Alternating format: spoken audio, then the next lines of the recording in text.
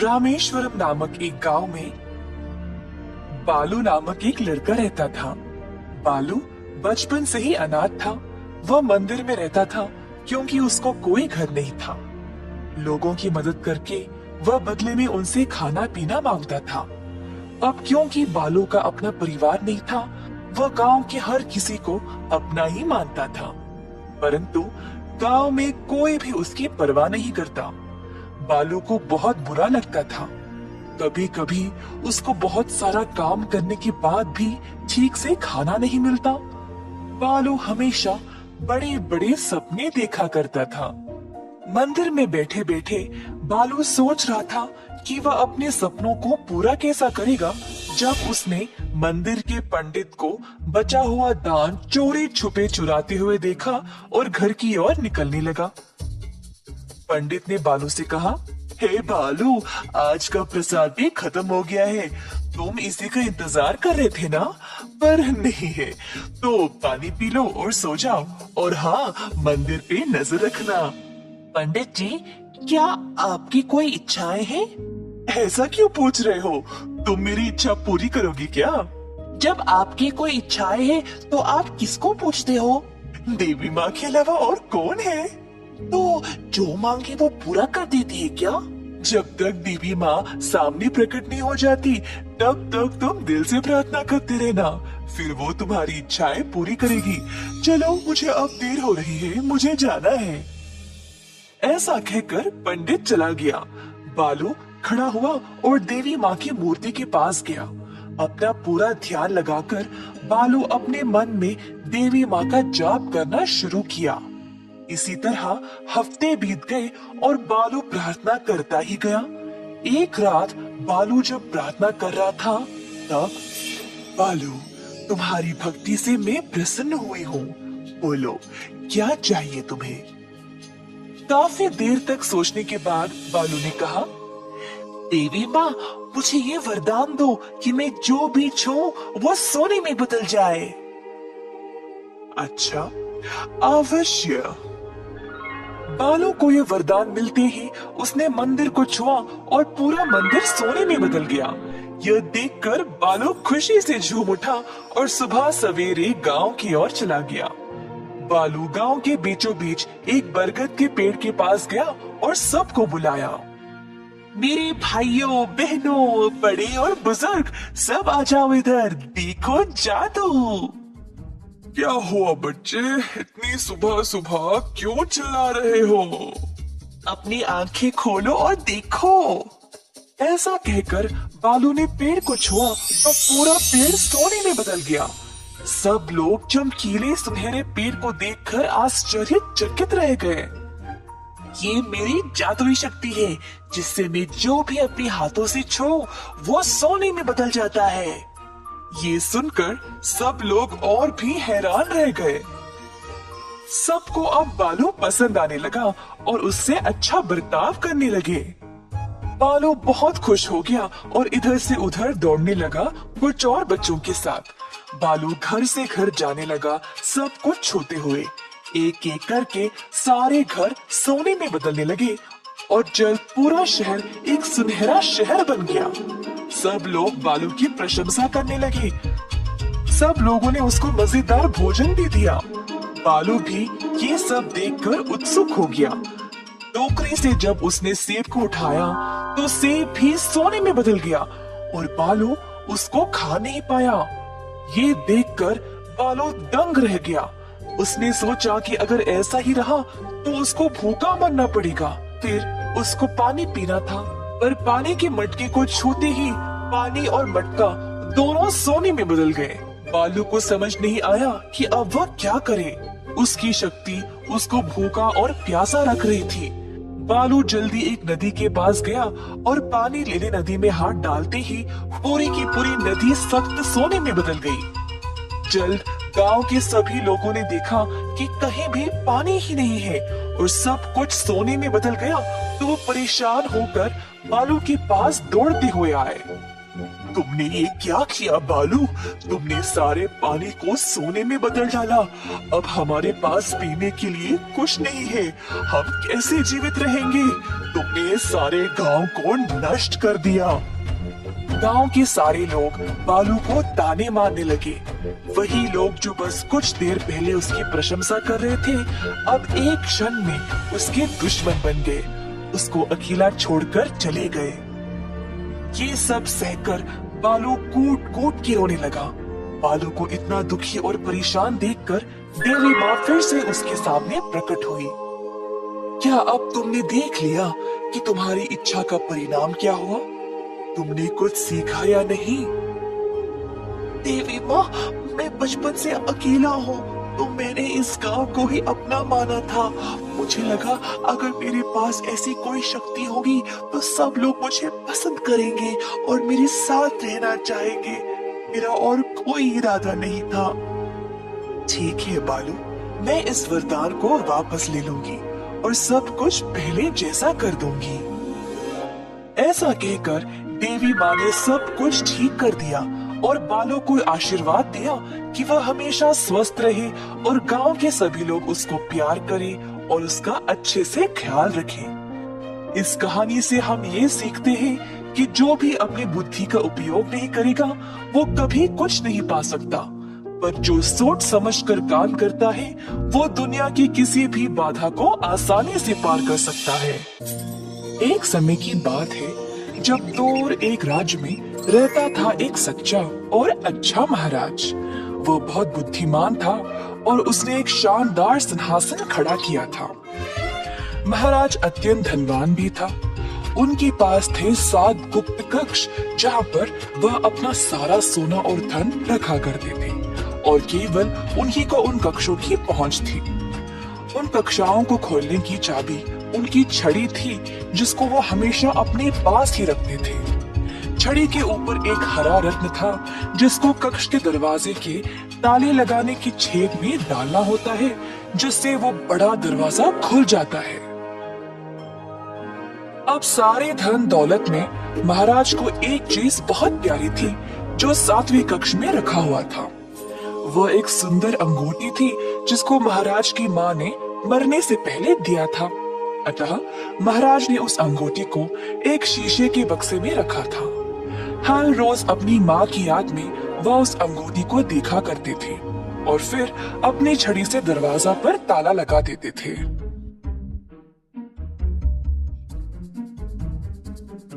उसी राज्य में देव नामक एक व्यक्ति रहता था।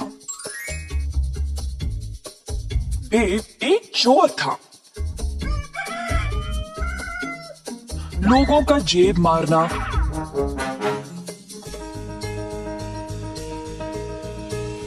और छोटी मोटी चोरी दुकानों से करना उसका काम था।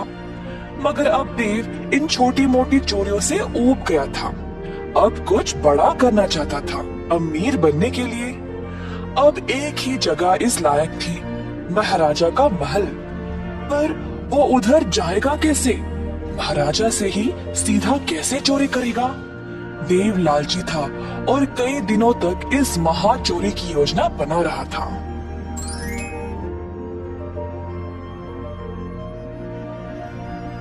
एक दिन देव महल के इर्द गिर्द घूम रहा था जब उसकी मुलाकात उसके एक बचपन के दोस्त से हो गई जो अब एक महल का पहरेदार था।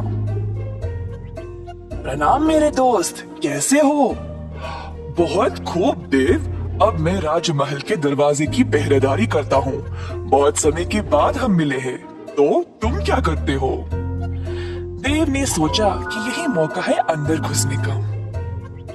दरअसल मैं एक लेखक हूँ और हमारे राज्यों की अनोखी सुंदरता के बारे में लिख रहा हूँ। मैं दूर दूर तक यात्रा करता हूँ और उन जगहों के बारे में, उनका खाना पीना, उनके संस्कारों के बारे में लिखता हूँ। अब मेरा अगला विषय महाराज के इस किले के बारे में है और उसके वास्तुकला के बारे में। और मैं महाराजा को प्रशंसा करना चाहता हूँ ऐसा अनोखा महल बनाने के लिए। इसीलिए मैं यहाँ जानकारी के लिए आया था, परंतु इधर कोई मेरी सहायता के लिए है ही नहीं।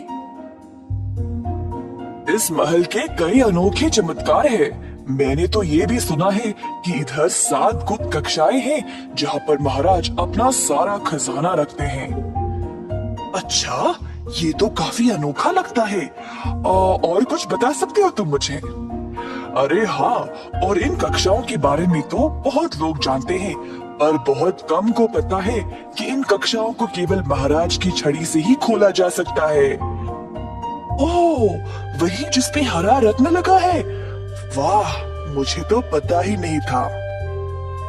हाँ हाँ, वही। खैर, उम्मीद है तुम्हें कुछ तो जानकारी मिल गई। अब मैं चलता हूँ, फिर मिलेंगे देव। देव ने अपने दोस्त को अलविदा कहा और वापस घर चला गया।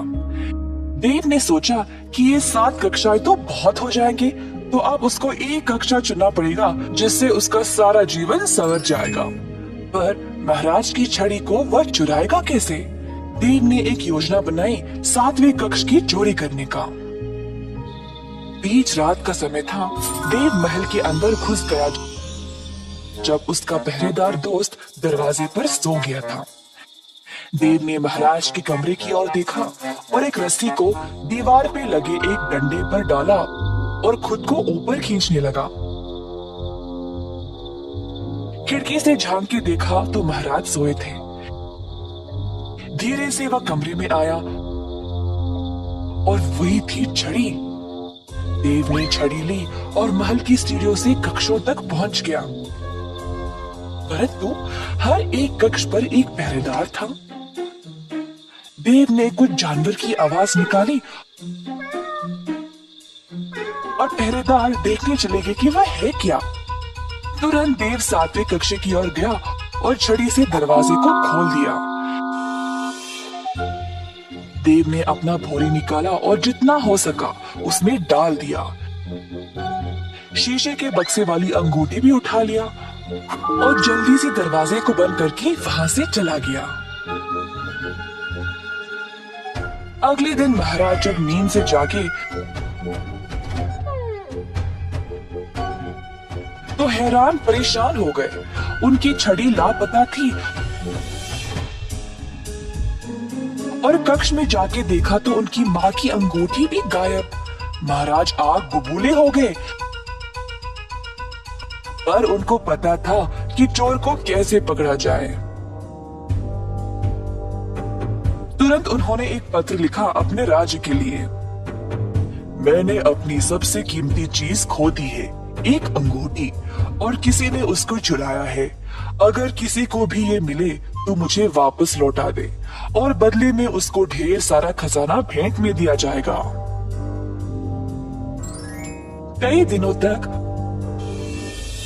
बहुत लोग आगे आए नकली अंगूठियों के साथ, पर महाराज अपनी माँ की अंगूठी को अच्छे से पहचानते थे, तो सबको वापस भेज दिया करते थे।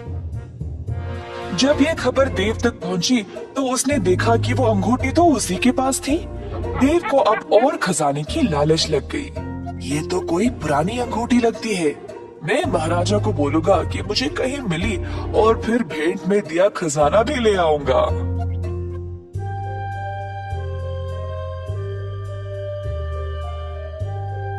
देव महाराज के पास गया और बोला, प्रणाम महाराज, मुझे ये अंगूठी मिली है तो आपको दिखाना चाहता था। अगर ये आपकी है तो ले ले और मुझे बदले में कुछ नहीं चाहिए। महाराज ने अंगूठी की ओर देखा और उसको पहचान लिया। धन्यवाद, ये मेरी ही है। देव अखड़ने लगा। अब वो और भी धनवान बनने वाला था क्योंकि महाराज खुश लग रहे थे। एक मिनट, इस अंगूठी को तो तुमने ही चुराया है ना? ये अंगूठी खोई नहीं थी। मैंने वो पत्र इसीलिए भेजा था क्योंकि मुझे पता था कि चोर बहुत लालची होगा। कई लोगों ने नकली अंगूठियां लाई थी, पर केवल तुमने असली वाली लाई क्योंकि तुम ही चोर हो। सैनिकों, ले जाओ इसको और सलाखों के पीछे डाल दो हमेशा के लिए। नहीं नहीं महाराज, माफ कर दो, मैं सब कुछ वापस लौटा दूंगा। कृपया मुझे सलाखों के पीछे मत डालो। इस कहानी से हमें ये सीख मिलती है कि लालची लोगों को हमेशा मुसीबत झेलनी पड़ती है। सुनहरी घंटी वाली गाय। गांव में त्योहार का समय था। श्री राम नवमी के त्योहार पर गांव के सारे लोग राम मंदिर जा रहे थे प्रार्थनाओं के लिए। ग्राम प्रधान चंद्रसेना ने पूजा पाठ की वस्तुएं सोने के रूप में लाए और मंदिर में दान कर दिया। चंद्रसेना की इस महान दान को देखकर सब लोग आश्चर्यचकित रह गए। ये खबर आग की तरह आसपास के गांव तक भी पहुंच गई। एक दिन दो लोग इस बारे में चर्चा कर रहे थे। ओ, तुमने सुना क्या? क्या हुआ? कालेश्वर के गांव के ग्राम प्रधान ने सारे पूजा पाठ की वस्तुएं सोने के रूप में तैयार किया और मंदिर में दान कर दिया। इसी दौरान एक चोर ये सारी बातें सुन रहा था और फिर उस गांव पर जाने का निर्णय ले लिया। गांव की ओर निकल पड़ा और सुबह सवेरे 4 बजे वह मंदिर पहुंच गया।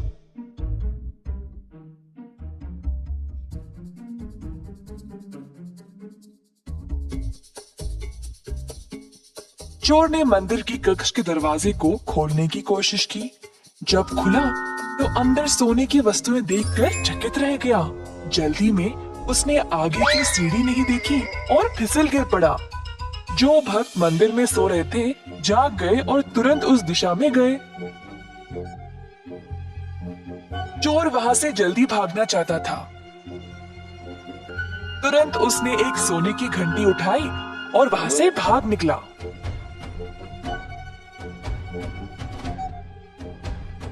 जब तक भक्त वहां पहुंचे, उन्होंने देखा कि सारे दरवाजे खुले पड़े थे और सब कुछ बिखरा पड़ा था। उनको समझ आ गया कि वहां चोरी हुई थी। सब चीजों में से सोने की घंटी गायब है। क्या तुम्हें वो आवाज सुनाई दे रही है? हाँ, घंटी की। चलो, चोर आसपास ही होगा। जैसे चोर भाग रहा था, घंटी बजे जा रही थी और लोग भी घंटी की आवाज सुनते सुनते चोर का पीछा कर रहे थे। चोर को समझ नहीं आया कि वह क्या करे। उसने घंटी को पास वाले खेत में एक गाय के गले में बांध दिया और भाग गया। जैसे ही घंटी बजना बंद हुई, लोगों को समझ नहीं आया कि चोर किस दिशा में भागा। हर जगह ढूंढकर वापस चले गए। अगले दिन चोर वापस खेत पर आया और घंटी गाय से वापस लेने की कोशिश की, परंतु गाय उससे दूर भागने लगी। चोर भी गाय के पीछे भागने लगा। गांव वालों ने ये देखा और जानना चाहा कि ये आदमी गाय के पीछे क्यों भाग रहा था।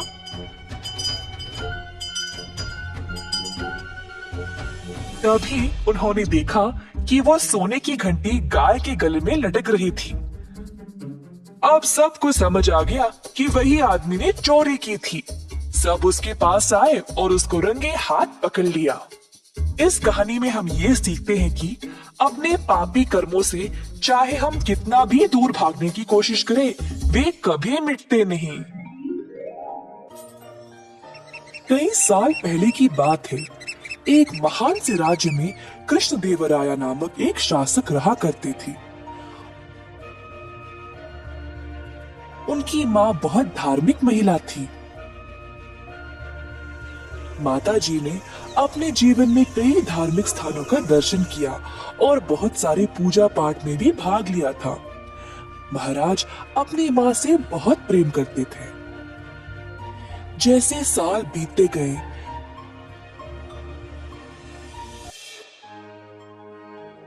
महाराज की माँ बीमार पड़ गई। महाराज ने राज्य के सबसे अच्छे चिकित्सकों को बुलाया,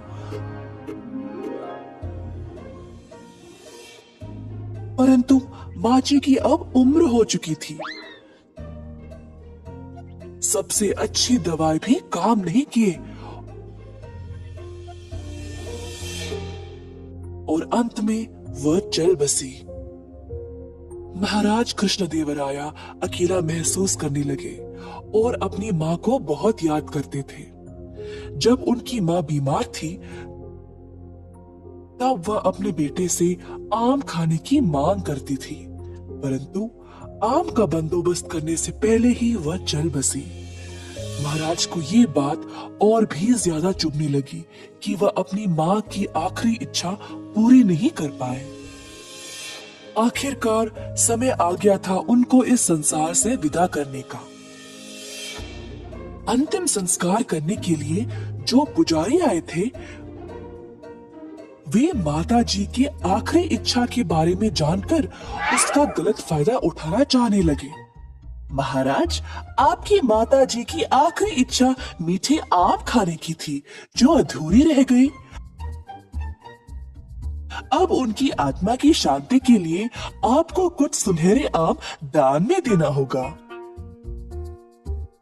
क्योंकि महाराज पहले से निराश थे, उनको लगा कि उन्हें इतना तो करना चाहिए। उनको पुजारियों पर अंधविश्वास था और बात मान ली।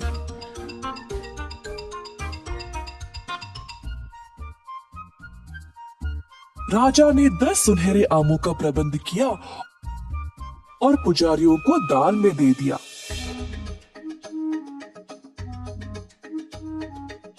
पुजारी बहुत खुश थे कि उनकी दुष्ट योजना काम कर गई।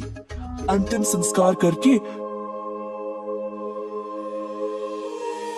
सोने के आम लेकर अपने अपने घर वापस चले गए। हालांकि महाराज के सेवक बुद्धिमान रामदास ने देखा कि क्या हुआ और राजा को दिए गए पुजारियों की तर्क को समझ नहीं पाया।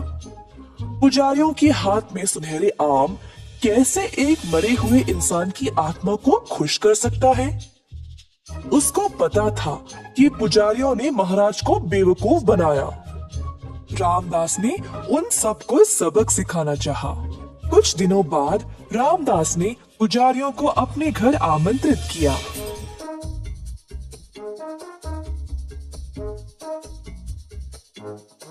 वह बोला, मेरी मैया कुछ दिन पहले चल बसी। मुझे लगता है उनकी आत्मा को शांति नहीं मिली। उनके अंतिम दिनों में वह चाहती थी कि मैं उसके सिर पर गरम लोहे की छड़ी से मारूं, परंतु मैं ऐसा नहीं कर पाया और फिर वह चल बसी। अब जैसे आप लोगों ने राजा को सुनहरे आम दान में देने का सुझाव दिया, वैसे ही मुझे भी अपनी माँ की आत्मा की शांति के लिए ऐसा ही कुछ करना पड़ेगा, है ना? मुझे आप सबको गरम लोहे की छड़ी से मारना पड़ेगा अपनी माँ के लिए। ऐसा कहकर रामदास ने एक गरम गरम लोहे की छड़ी की ओर दिखाया जो उसका नौकर पकड़ा हुआ था। सारे पुजारी भयभीत हो गए। रामदास के कदमों पर गिरकर दया की भीख मांगने लगे। रामदास ने सबको वो सुनहरे आम वापस करने को कहा और दया की भीख महाराज से मांगने को बोला। अतः अगले दिन महाराज को सारे सुनहरे आम वापस मिल गए और लालची पुजारियों ने सबक सीखा। एक बार फिर रामदास को उसकी सतर्कता और समझदारी के लिए प्रशंसा मिली।